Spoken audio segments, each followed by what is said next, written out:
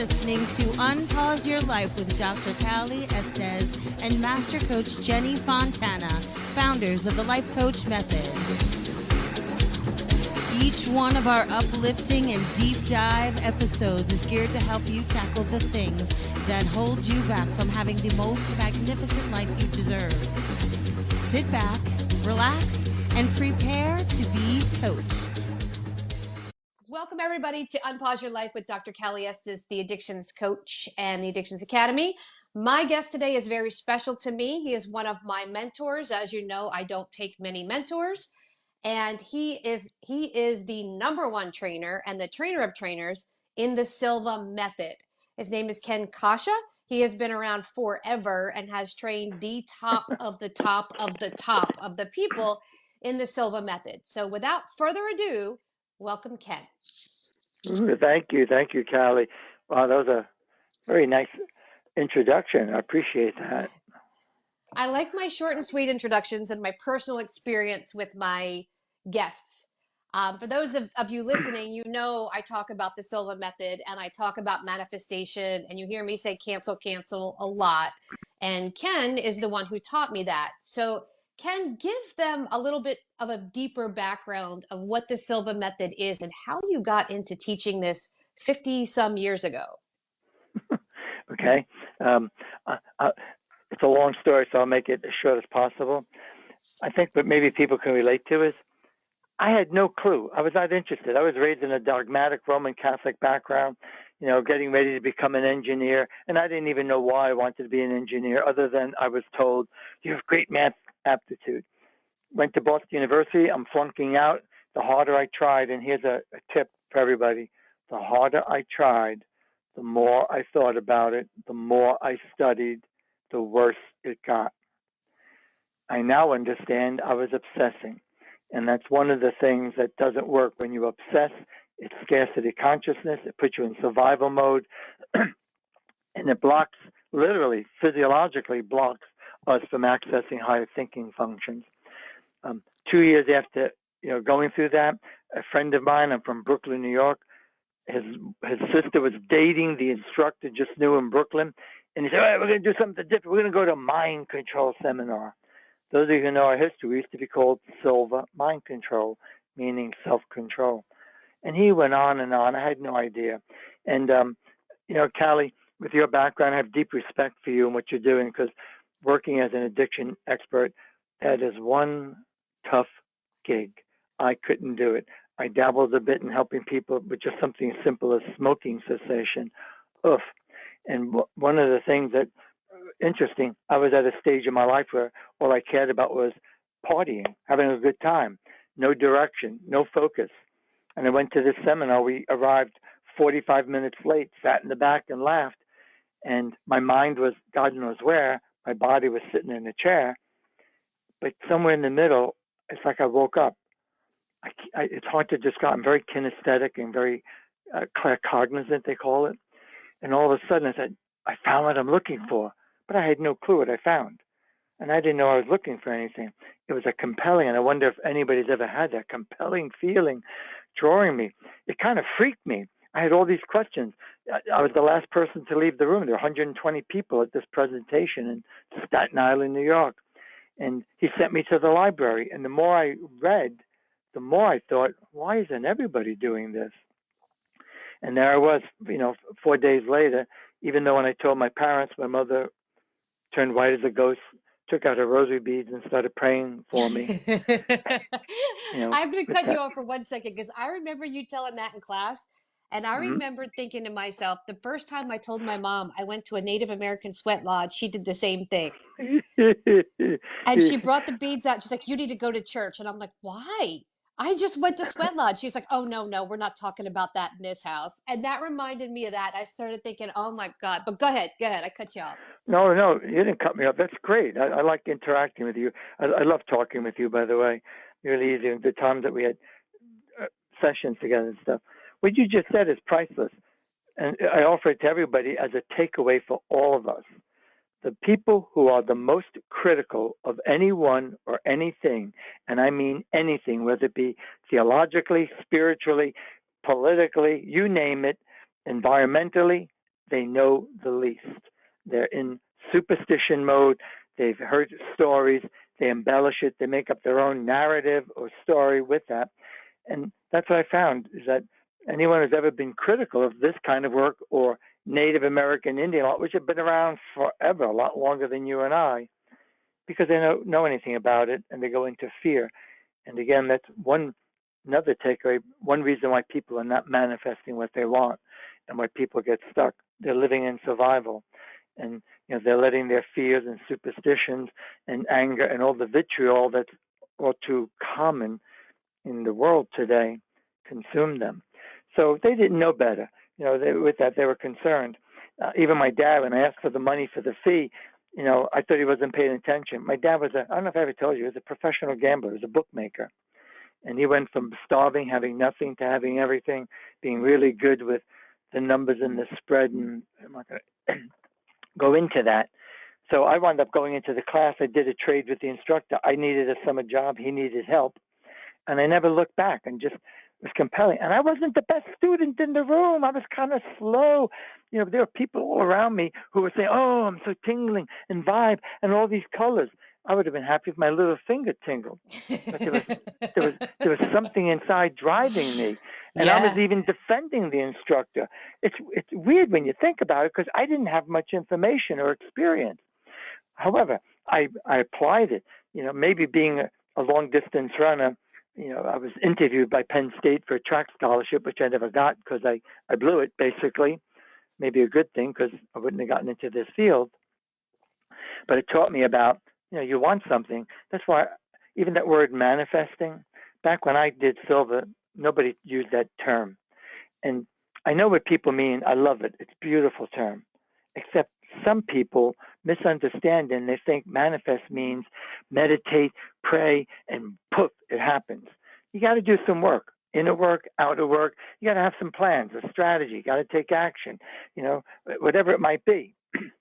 I think we're really more co-creators. So there I was in the class, and I was able to control my headaches without drugs, and I used to live on Anderson. I went back to school. This is Memorial Day weekend, 1971. Went back to school September. I'm studying less. I'm full-time active in the Silver organization.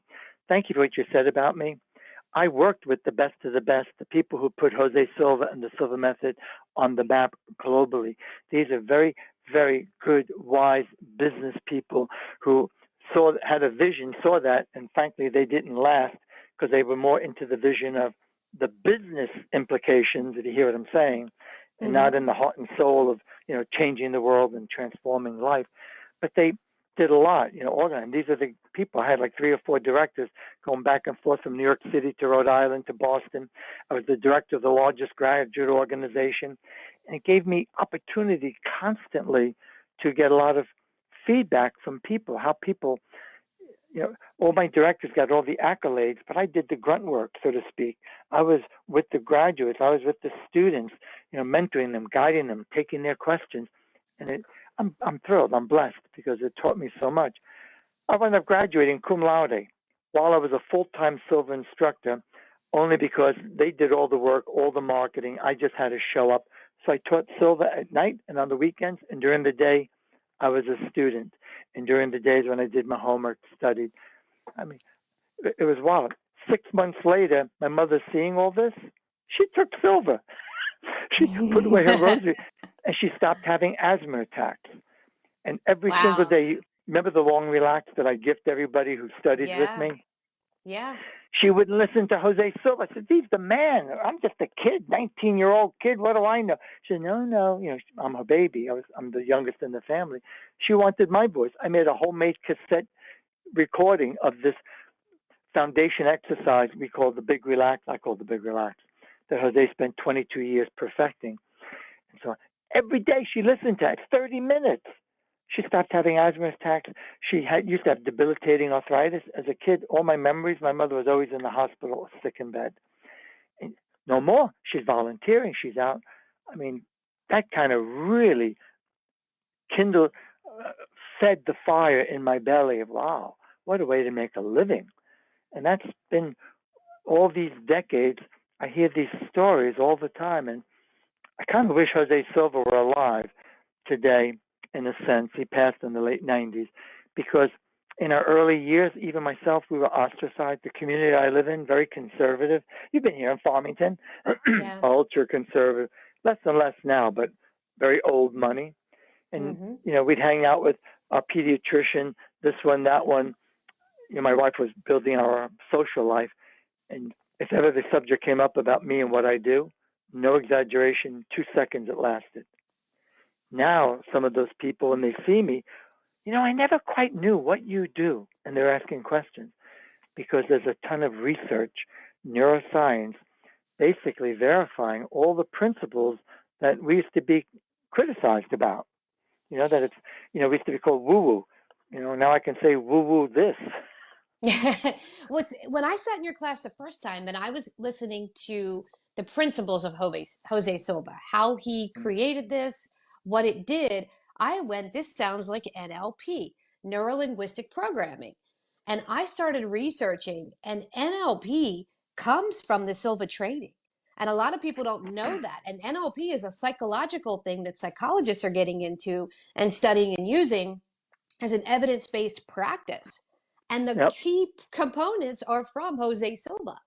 And I saw that in your training and I was like, wow, they don't even give him credit. And I know you can't say this, but I can. I found you through Mind Valley and they don't give you credit correctly. And they're, teaching watered down principles of the true Jose Silva method. And I came to you because I wanted to learn the right way, not the commercial way. If, my listeners know what that means because I'm pretty direct. I wanted the real stuff. And go ahead. You and I are definitely on the same wavelength because to me, it has to be a business. And that's one of the things that's helped me to sustain this practice. You've got to run it like any business, but that's not my prime motivation. And then throughout my history, if things were not going good and I didn't want to go into debt, I'd wait tables or I'd load trucks or I would dig into my hypnosis background that I learned from Jose and work on helping people stop smoking or weight loss, things to subsidize or do emotional intelligence work in organizations while I learned lessons and, corrected what needed to be corrected to build my Silva practice for that. I'd like to just add a thought, please, just to correct it. I appreciate your enthusiasm and thank you. It does seem that way. Two things. I would say God bless Mind Valley and Vision Lakiani, the owner. I know him personally. We've shared a room for 6 years. We spent 2 weeks together at our directors' meetings. The president of Silva at the time, Laura Silva Quesada, and I, as her right arm, we would go with our directors. And they really helped us a lot initially. They really did. And it helped him. And he tells a story how it saved his business. He was bleeding money. They were ready to go broke. And now he's become the largest. And you're right, it's a very commercial enterprise. It's 12 hours of pre-recorded videos. But serious students who really want the real deal, they come to my classes. 50 people in the room were maxed out. 15 of them because of Mind Valley. So God bless you, Mind Valley, because they advertise so much. And I find serious students like you want the real deal. And they've read books and said, this isn't the course. This is because there are a lot of books that outline the course. And, so the other thing about NLP, in Jose's history, if he were alive today, he would say, I haven't done anything new. He used to say that to us frequently. What he did do was he spent 20 some odd years studying hypnosis. He became a master hypnotist, was doing certification trainings. I went through that back in 71 with him. In fact, Jose certified me. I didn't even go to the official instructor certification until 2 years of working full time because there was obstacles in my way. I was a student, and I used to follow him around New York and did some things with him and Harry McKnight. But my point is, he studied Milton Erickson. And truth be told, NLP, neuro-linguistic programming, originated from Milton Erickson's work, John Grinder, Richard Bandler, Virginia Satir, the original people. They studied him because he was amazing. People would see him and they get results. And they researched, I think it was for a couple of years, and they noticed nuances and things that are really not necessarily from Silva per se. Some aspects, absolutely, some principles. I would say, and then they went off, and as it became more commercial, it has evolved. I haven't paid attention to it in recent years. I'm heart and soul of Silva. I've gone through some NLP training years ago. It's cool. I enjoyed it. I got value, but it wasn't my thing, if you hear what I'm saying. Mhm. I've done a lot of trainings, and it helps me. I basically say, okay, what can I learn? How can I improve me so I can do a better job in facilitating this work of art that Silva put together? So Jose married hypnosis and meditation. And we even have an exercise called hand levitation, which comes from, with permission, from Dr. Milton Erickson. Currently, I think it's evolved. You could say the same thing about TM, the Maharishi Mahesh Yogi. It's a great program, very evidence-based. People love it, get good value from it. But in the early days, you would think he'd be our ally. He used to poo-poo and criticize Jose and his work. He said, you can't be active. You can't meditate and be active. You'll lose it. And his instructors were not very professional. And then as time has gone by, if you look at Maharishi University, it has evolved. They're teaching many of the same kind of principles. We call it dynamic meditation. And Mr. Silva's breakthrough was you can get into this beautiful meditative state. If that's all you do and you bliss out, you'll boost your immune system, you'll stabilize your whole body, blood pressure, blood sugar levels, cholesterol levels, and that's fact. You'll age more gracefully, you'll think more clearly, you'll access your intuition. But he also found is with skill and practice, and it takes training, you can visualize creatively. You can process stuff and do what we call the inner work for self-improvement, to change patterns. Like you as an addiction expert, you understand this better than probably any of us on the call here, is that you can do all sorts of things, but if they don't make a shift inside in their attitude, in their thinking, in their mindset, on top of the physiological changes that are necessary, on top of the environmental changes that are necessary, and forgive me if I'm minimizing it, I'm just working on making a point. Anyway, so it's I love it because I feel so blessed to be involved in the original idea. There's so much out there that some thought leaders like Wayne Dyer, T. Harv Eker, Bill Harris, Vishen Lakhiani, to name a few, definitely give a lot of credit and have written nice letters about the Silva method in the past with that. But like you said, so many, beg and borrow.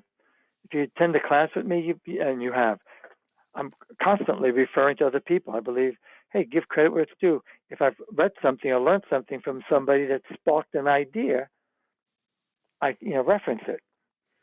Because, we're in this together. We got to collaborate. That's the only way we're going to have a better world, is if people stop fighting and raising their ego stuff and just learn to collaborate. And how can we help each other?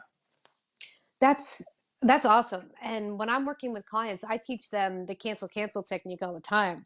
I use it this morning. I had a friend of mine on a call this morning. We were going through podcasting and marketing and such, and she was all in her head. And she's like, I'm so worried if I think the wrong thought, I'll manifest it. And I said, well, do you know the cancel technique? And she said, the what? I said, every time you have a negative thought, you say cancel and create a new thought. And she goes, what? It's that easy? I said, yeah.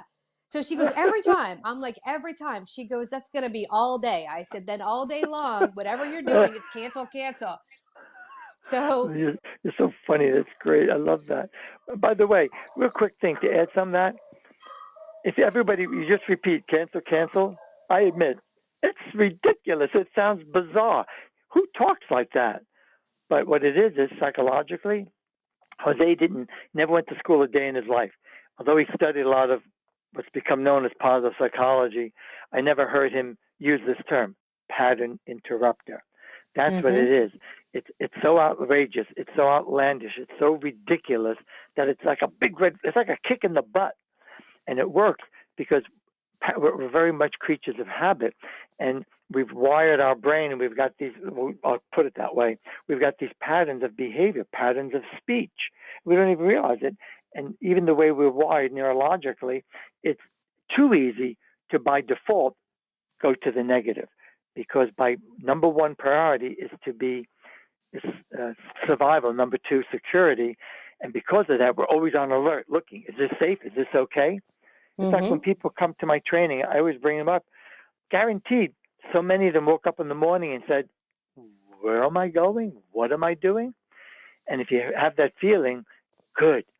I encourage my students, embrace being uncomfortable, because if you're really doing the inner work, it's not all wine and roses.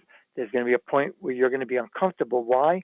Not because it's going to hurt you, it's going to help you, but because you're thinking out of the box. You're stepping out of familiar territory. You're stepping into an area that's not predictable. Some people, unfortunately, and again, I don't mean to minimize, unconsciously, they'd rather live in the predictability of their problem. Whereas to take charge, to command, to change it, we don't know. And here's a little, can I call it a pro tip?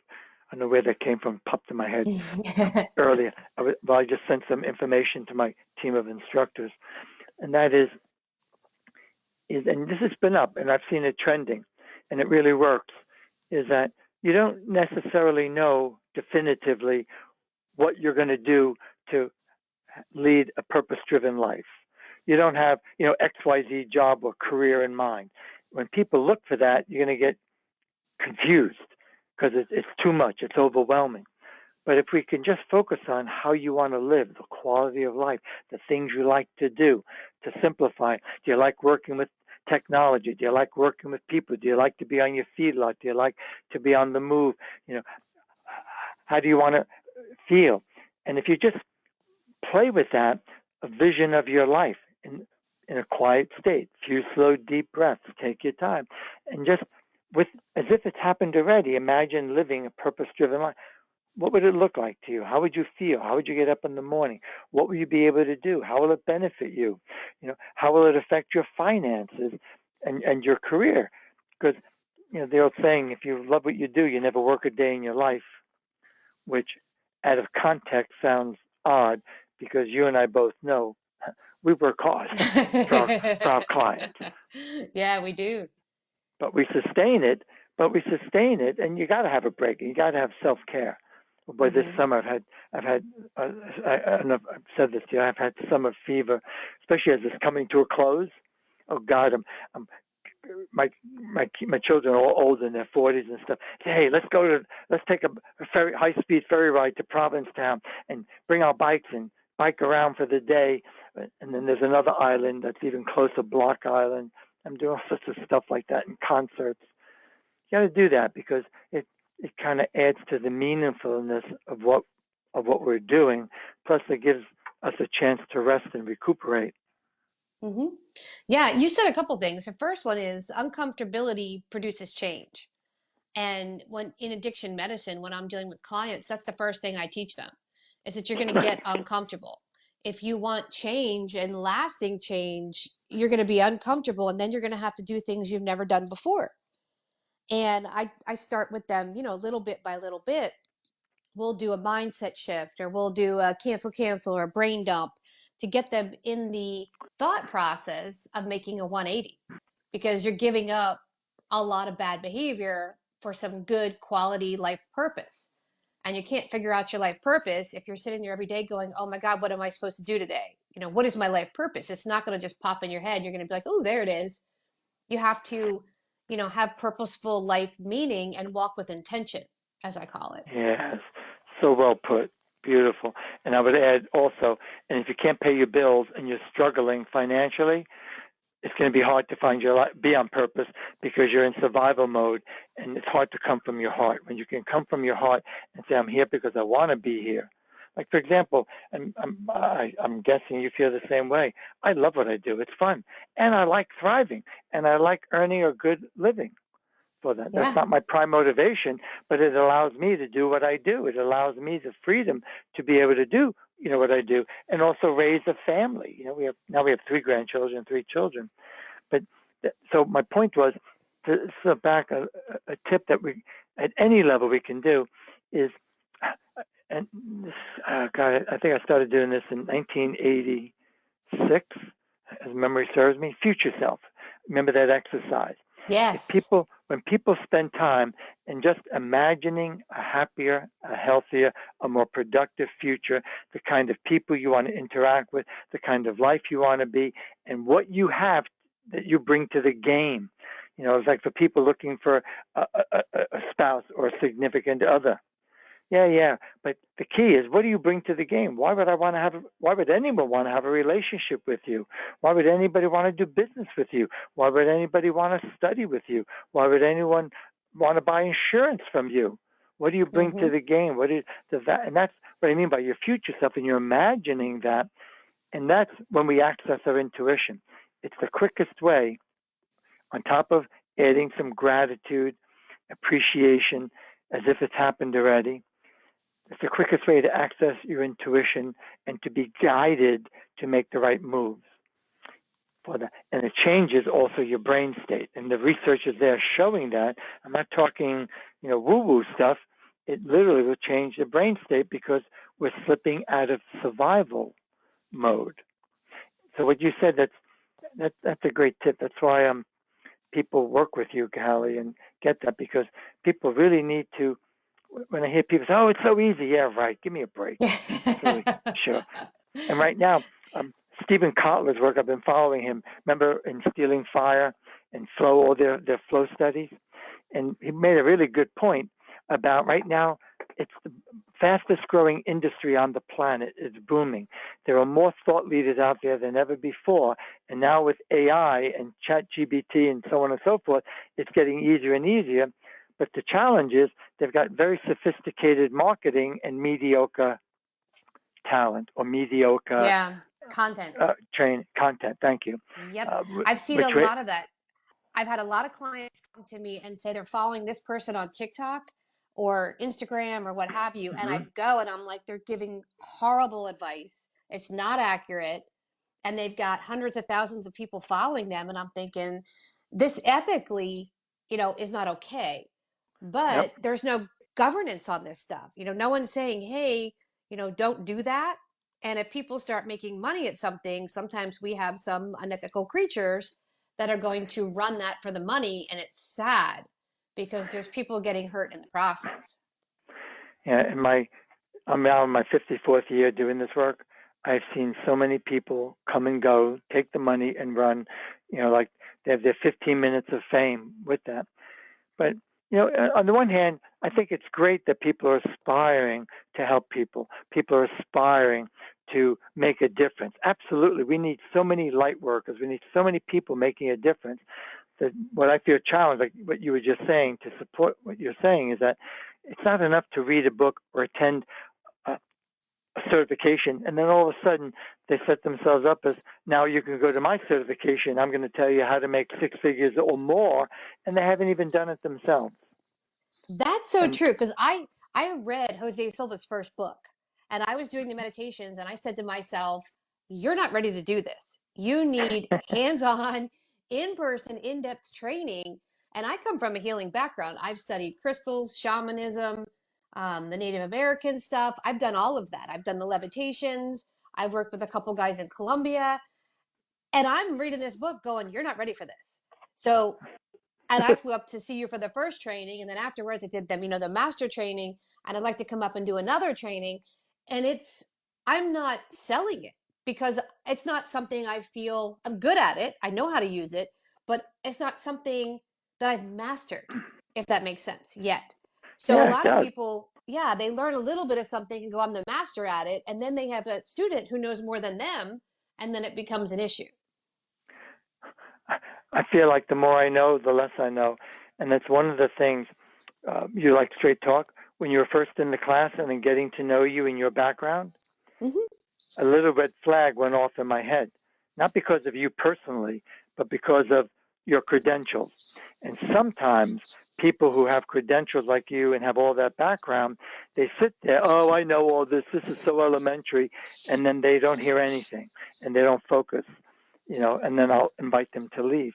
But that wasn't you. You were there and you brought everything in there and you listened, and I don't remember your questions, but it was a joy. But that says a lot about you, because you know a lot. And I go to seminars. I go to events myself all the time. You'd never know I am who I am and that I know what I know, because I go in there and I sort of blank out, if that makes sense. I go there to learn. A student, I sit as close to the front as I can, and I'm there, to learn and get something out of it. I'm not there to proselytize with that. But to go back to this thing, reading a book, I think one way that we can all protect ourselves is ask questions. Hey, this sounds great. They got this superb, fancy marketing with this, but find out, how long have you been doing it? Who did you study with? How long have you sustained it? Et cetera, et cetera. Ask questions and get to the truth, and listen to how people answer rather than just jumping on it, because there's a pattern there. I'm no marketing expert, but I've had to study marketing and apply it. Otherwise, in fact, people still complain to us, this is an incredible course, but you guys are like invisible. That's why I say God bless Mind Valley, because they're a marketing company. That's what they do, and they're excellent in their marketing. Mm-hmm. Even their sales page on the program he sells, the Ultramind, technically he's not supposed to be using Silver Method, by the way, but it's not being enforced. Everybody on that sales page never heard of him or what this 12-hour program. They all took what we used to call the original program, the basic lecture series. I met many of those people, work with them. I have a funny story with Shakti Gawain, creative visualization. She's on their page. She talked at one of our conferences. I even got to dance with her. And I remember it. She probably doesn't. Sure. But my little claim. But my point is, you go on there and, well, I don't want to go into judgment mode. Is that I just believe, let's be straight with people. Let's tell the truth. Be who you are. Be authentic, and you'll attract people who resonate with that. Yeah. Well, I think that's true. And that's one thing I learned in your class, was that not every client is for you. Not every person that's coming to you is the person you're supposed to help. You may only be planting a seed, or, a knowledge nugget, as I call it, and then they figure something out from there. And you're not here to help and save everybody. You're here to help and save the people that resonate with your message. So when I teach my students, even in addiction or mental health, I tell them law of attraction is 3 steps: intention, gratitude, action. You're not going to make anything happen without those 3. Yeah, a lot of people have this intention. I want to be wealthy. Okay, well, are you grateful for the $10 you found on the street today? Well, no, it's only $10. Well, universe isn't going to give you more if you don't appreciate the $10 you have. Why would universe give you more? And then there's no action. What have you done to earn more? Nothing. So that pattern in addiction a lot works really well, because people in active addiction want everything given to them with no work. And I use that from your lecture. I don't remember saying that, but can I use that? I like that. Yeah. You said something. Intention, gratitude, and action. I'm gonna do a short video on it. I probably did. Yeah. I'm like you. I'm not scripted, so sometimes people say, "Can you repeat that?" And I say, "Repeat what?" Yeah, I do the same thing. I'm like, "Oh, did I say something? What did I say?" Yeah, but that's how I simplify it for people who say, how do I make things? How do I manifest things? Because I tell them everything I've made, I manifested. I went, from having negative $300 in my bank account to starting a company. Well, how did you do it? I just did it. Well, what did you do? These are the steps I took. I had intention, gratitude, and action. And I was grateful for the first client I got. It was only $2,500, but it was my first client. And I was so thankful. And I sent that out to the universe that I got another client. And then I was thankful for that one and got another one. And that's how it works. And I explain it to them, because they don't see the little things that come to their lives, the little miracles. And they say, that's not enough. I have a client that wanted a car. And I said, well, how much money do you have? And he had like $6,000 or $7,000 saved up. I said, oh, you'll get like a nice used Honda. He said, I don't want a Honda. I said, what do you want? He said, I want a Maserati. I said, you have a couple $1,000s. You're not going to buy a Maserati. He goes, well, until I have the money, I'm not buying a car. And I said, you're not even grateful for what you have. You'll never make it there. And he goes, well, that's just piddly money. And I said, you should be grateful for what you have, and then you get more. If you're not grateful for it, you don't get more. This is how it works. And he eventually learned the hard way. He was very ungrateful and ended up losing all of it and then had to start over. He goes, fine, I'll try it your way. And I'm like, okay, try it my way. And he did. And he got really good at it. And he went from being a very negative individual doing drugs and alcohol to being very, very successful. So a lot of these principles that you teach can be applied in everyday life and every aspect of your life. Absolutely. And I think part of the message is, I like to tell people, you bring everything you need with you. It's all within you. We're all graced with possibilities. We're all graced with human potential. The challenge is not too many people taught us how to use it. And what's maybe missing is the instruction manual, or we sabotage ourselves. There's all sorts of stuff called being a human being that interferes and creates obstacles in our path to for having a more fulfilling life. Yeah. We are running out of time, and this has been such a great conversation. What's one knowledge nugget you could leave the listeners with that they could take and use? Ooh. Mm-hmm. Well, we went to the one that really pops up a lot is, I would say, complain less and praise more. That's a great one. We said, and if I can just explain myself, anybody can complain. There's a lot to complain about. Absolutely. I'm with you. I have my own list. But that gets us into survival mode. That gets into critical mode. And then some people get depressed over it. So observe what needs to be done, acknowledge it, sure, but then move on. Start asking, how can I turn it around? How can I make this not affect me or my family? What steps can I take? And then also look for good in people and things around us, because there seems to be, we keep being told there's so much anger out there and vitriol. It's true.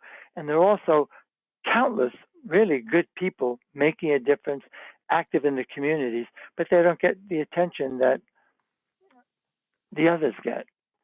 Yeah. That's an excellent knowledge nugget, because there's so much negativity, especially with the political climate and the way the world is today. Everybody's angry. So Yep. if we focus on just being positive within ourselves, we can make a difference one person at a time. Exactly. And when people are complaining, it's all about making each other wrong, rather than, okay, how would you do it? If you don't like this idea, hey, we need that. That's how we grow, is that when trust emerges, that's when the magic happens. And if people collaborate and open up and listen to each other, that's how we can grow and solve problems. But as long as we keep complaining, and that's why things are really basically not changing. It doesn't matter who's in charge. For the most part, it's the same old, isn't it? It is, exactly. It's collaboration, not competition. And that's what we need to focus on. We're not competing. I tell everybody there's plenty of clients to go around. I'm not competing with anybody. The clients that need my help will show up in the time that they need my help, and I'll be available and open to assist. Instead of competing, we should collaborate. Exactly. And also speak up, show up, and be consistent. Let people know who you are. It's not enough to sit back on the sidelines waiting for it to happen and people to find you magically. Obviously, and that's, I guess, what we call marketing. And marketing, not in the crass sense, but in the sense of just letting people know who you are, what you have to offer, and be available to answer questions, and then take it from there. Absolutely. And Ken, how can people find you in the Silva Method if they want more information or to attend one of your fabulous trainings? Oh, thank you. Silva Method of Connecticut, Silva Method of Boston, Silva Method of Chicago, and I'll show right up. The actual website is Silva Method CT, C as in Charlie, T as in Tom, silvamethodct.com. And listeners, if you're the least bit interested, I invite you. You're welcome to subscribe. It's a weekly newsletter. I put it out every week. It's got training videos. And even on my blog page, it's all video training. Some of them are 5-10 minutes. Many of them are 90 minutes, actual mini workshops. That's me. There's very, very little marketing on my blog page. And I would say 95% or more, other than letting people know I have a course and it's available. If you're interested, do this, do that. Awesome. Well, I thank you so much. And we're going to put all those links up directly on the website and all the social media and all the hashtags. So if you're interested in more information, as you know, I've gone through the training. I loved it. I took my sister through the training, and I refer my students and my clients as well to take the training in their leisure time. So thank you so much for coming on, Ken. And You're welcome. I love My the pleasure. work you're doing. Thank I you. want to thank you for doing the work you're doing, and appreciate having you on. And you have been listening to Unpause Your Life with Dr. Callie Estes. Thank you for listening to Unpause Your Life with Dr. Callie Estes and Master Coach Jenny Fontana. Head over to www.thelifecoachmethod.com to learn more about coaching yourself and how to become a master coach.